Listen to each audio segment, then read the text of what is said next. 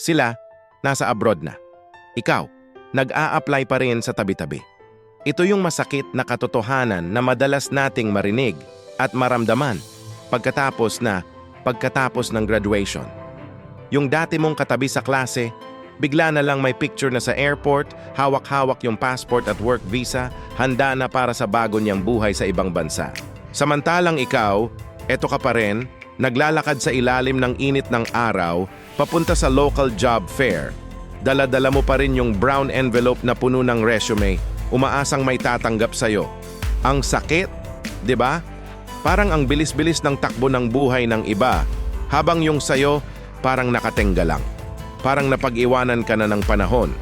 At sa social media, lalo pang tumitindi yung pressure. Mag-o-open ka lang ng Facebook or Instagram, bubungad sa'yo yung post ng batchmate mong nasa Dubai na, pinapakita yung unang sahod niya in dirhams.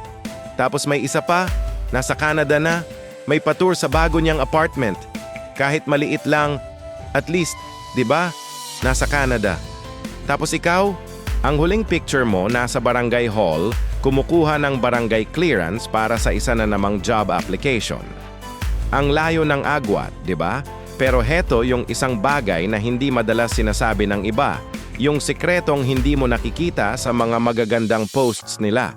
Hindi sukatan ng tagumpay ang pag-a-abroad. Hindi porket nakalipad sila agad, sila na ang panalo sa buhay. Oo, totoo. Malaki ang chance na mas malaki agad ang kikitain nila doon. Pero lahat ng yan may kapalit. May kapalit na homesickness, yung lungkot na malayo sa pamilya. May kapalit na hirap sa pag-a-adjust sa bagong kultura at sa mga bagong tao. At higit sa lahat, may kapalit na mabigat na responsibilidad dahil ikaw na ang inaasahan ng pamilya mo dito sa Pilipinas. At hindi rin ibig sabihin na dahil hindi ka nakalipad agad, wala ka ng chance umasenso.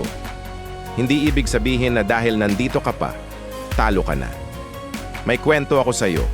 May kakilala ako, halos lahat ng kabatch niya, isa-isang nag-abroad. Lahat sila, nagpaalam na sa kanya. Siya na lang ang literal na naiwan dito. Nung una, sobrang down niya. Feel niya na failure siya. Pero ginamit niya yung pakiramdam na yon para magsumikap.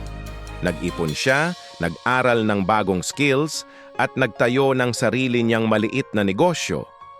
At ngayon, siya yung may-ari ng isang stable na business dito.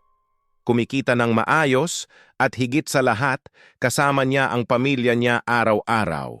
At yung mga batchmates niya na akala niyang ahead na sa kanya noon, marami sa kanila, stressed din sa buhay sa ibang bansa, nangungulila, at minsan, gusto na ring umuwi.